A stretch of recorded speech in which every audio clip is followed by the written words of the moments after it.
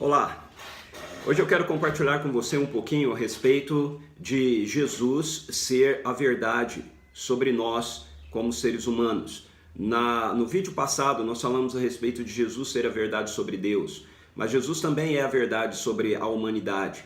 Na maioria das vezes, quando nós encontramos pessoas, ou mesmo nós mesmos, em alguma situação onde nós nos sentimos limitados, talvez pressionados, nós temos a tendência de dizer assim, né, mas eu sou apenas um ser humano.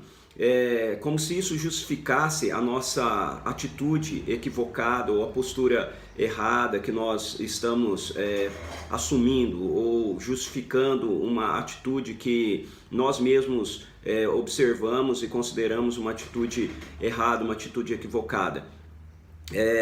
Eu gostaria de ver dois textos com vocês. Em Efésios capítulo 1, versículos, eu vou ler o 14 e o 15, o que me interessa é o 15, mas só para ter o contexto, nós lemos assim: porquanto ele, falando a respeito de Jesus, é a nossa paz. De ambos os povos fez um só, e derrubando o muro de separação em seu próprio corpo, desfez toda a inimizade, ou seja, anulou a lei dos mandamentos expressas em ordenanças, para em si mesmo criar dos dois um novo ser humano, realizando assim a paz. O apóstolo Paulo fala que uma das coisas que Jesus Cristo fez, através da sua morte e da sua ressurreição, foi criar um novo ser humano, criar uma nova humanidade.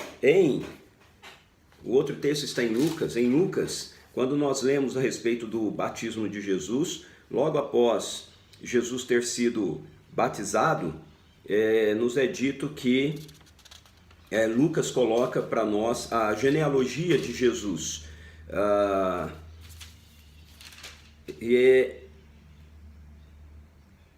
Capítulo 3, verso 21, nos fala a respeito do batismo de Jesus, até o verso 23, que diz assim: Jesus tinha cerca de 30 anos de idade quando iniciou o seu ministério. Ele era, como se dizia, filho de José, filho de Eli, e aí vem uma extensa genealogia que Lucas coloca para a gente, chegando até Adão. No verso 38, nós lemos assim, que Jesus era filho de Enos, filho de Sete, filho de Adão, filho de Deus. No batismo, Jesus ouve a voz do Pai dizendo dos céus: tu és o meu filho amado, em ti me agrado sobremaneira. E isso está no verso 22. E no verso 38 nós lemos que Jesus é filho de Enos, filho de Sete, filho de Adão, filho de Deus. E muitas vezes nós colocamos essas duas expressões de filiação no mesmo nível. A voz do céu dizendo: Jesus é o meu filho amado.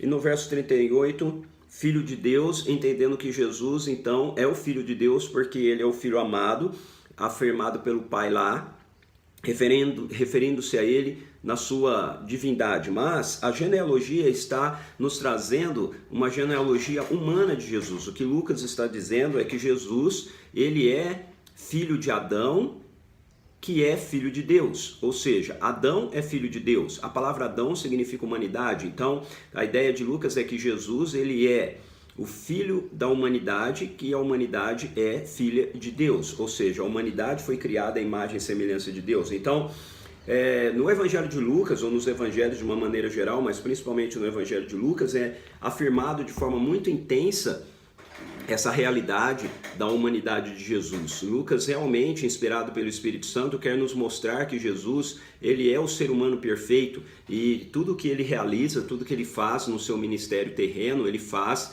a partir da sua humanidade perfeita, em sintonia plena com a presença do Pai na vida dele através do Espírito Santo. Então, Jesus, ele tem uma natureza humana, 100% humana, e ele tem uma natureza divina, 100% divina. Mas muitas e muitas vezes nós confundimos essas duas coisas e parece que são duas naturezas que na verdade não estão intrinsecamente misturadas, mas elas são separadas, e ora então Jesus usa a sua natureza divina e ora Jesus usa a sua natureza humana. Mas não é isso que as escrituras mostram pra gente. A realidade é que Jesus, ele é 100% homem, ele é 100% Deus em uma única natureza. A única natureza dele é humana e a única natureza dele também é divina. Ele não está dividido em duas partes, uma parte divina e uma parte humana, não. Ele é um ser humano que carrega em si toda a natureza de Deus, ou ele é Deus que se fez 100% em natureza humana. E assim Jesus, quando vive a sua vida aqui, ele está expressando para a gente aquilo que é a verdade de Deus a respeito da humanidade. Quando Deus cria a humanidade perfeita, e ele cria a humanidade à sua imagem e à sua semelhança.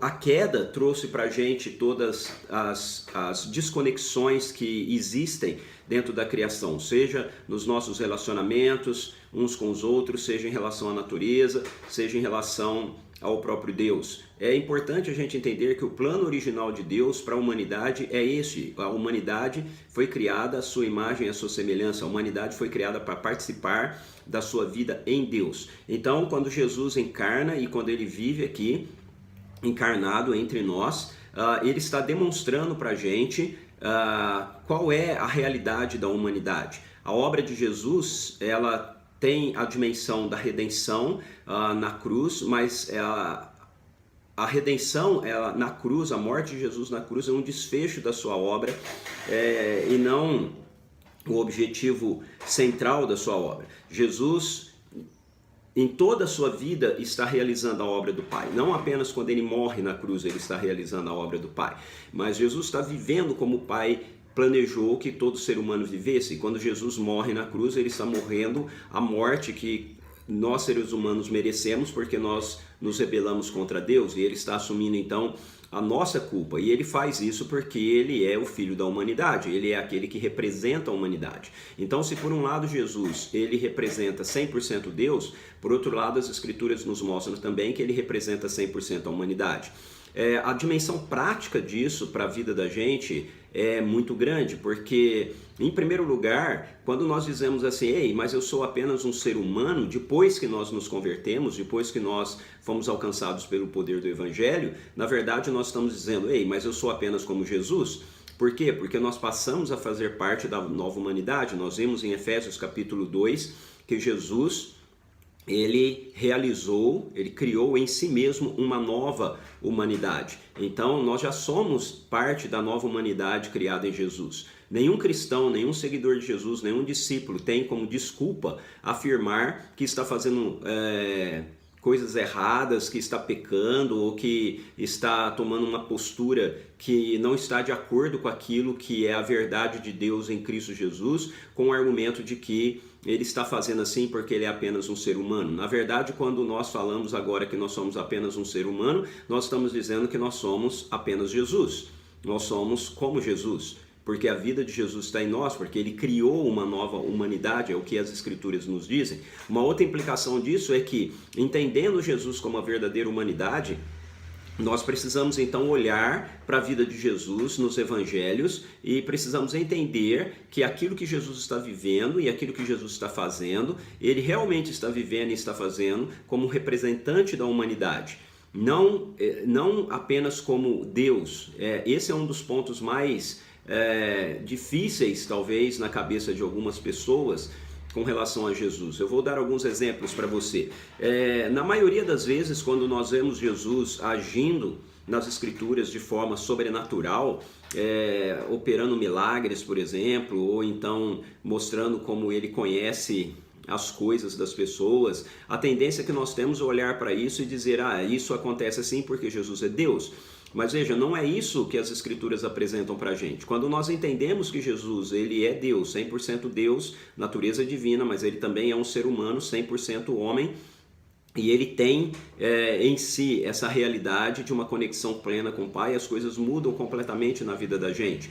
Porque se Jesus faz o que ele faz porque ele é Deus, então eu e você estamos desobrigados a tentar fazer qualquer uma das coisas que Jesus demonstrou pra gente. Mas se Jesus faz o que ele faz porque ele é a humanidade perfeita e através da sua morte e da sua ressurreição ele cria em nós essa humanidade, então eu e você somos desafiados e motivados a sairmos da nossa zona de conforto e realmente a viver aquilo que Jesus está demonstrando pra gente nos evangelhos. Então um exemplo disso é quando Jesus se encontra com a mulher samaritana no tanque de Sicar, e ele revela para ela que ela já tinha tido 5 maridos e aquele marido que estava com quem ela estava não era o marido dela, ou melhor, aquele homem com quem ela estava não era o marido dela.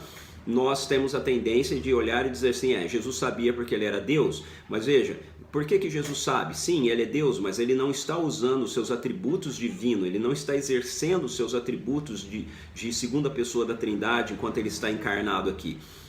O texto de Lucas deixa claro para a gente, Jesus mesmo falando, que o Espírito do Senhor está sobre ele, ou seja, Jesus está fazendo as coisas que ele está fazendo a partir do poder da terceira pessoa da Trindade que está 100% presente em conexão com a vida de Jesus. E esse mesmo Espírito habita em mim, habita em você, quando nós somos transformados na nova humanidade através do sacrifício de Jesus, através da sua morte, através da sua ressurreição. Quando Jesus fala com a mulher samaritana e revela isso a ela, ela não olha para Jesus e diz, uau, eu vejo que você é Deus. Ela olha e diz, nossa, vejo que o Senhor é profeta. Por quê? Porque essa era a realidade praticada pelos profetas. O Espírito Santo tem um dos dons que ele manifesta através da vida da gente, chamado um dom chamado palavra de conhecimento, e é isso que Jesus está tendo ali, uma palavra de conhecimento a respeito daquela mulher. Então, se eu e você somos em Jesus a humanidade, uma nova humanidade, então o Espírito Santo que esteve sobre Jesus, que habita em Jesus, e está em mim, está em você, está sobre nós e habita em nós, opera da mesma maneira através da vida da gente. E se você ler os evangelhos dentro dessa dimensão, você vai ver que a maioria das coisas que Jesus realiza, das coisas que ele faz, sendo Deus, ele está fazendo na verdade como um ser humano e não usando dos seus atributos divinos, mas usando da dependência total que ele tem do Pai através do Espírito Santo, a terceira pessoa da Trindade. Então, eu e você podemos olhar para a vida de Jesus e ter em Jesus a referência do que a verdadeira humanidade é. A verdadeira humanidade é aquilo que nós vemos na vida de Jesus. Então, é uma humanidade bondosa, é uma humanidade perdoadora, é uma humanidade misericordiosa, é uma humanidade que se move no poder e na autoridade de Deus, do reino de Deus e etc.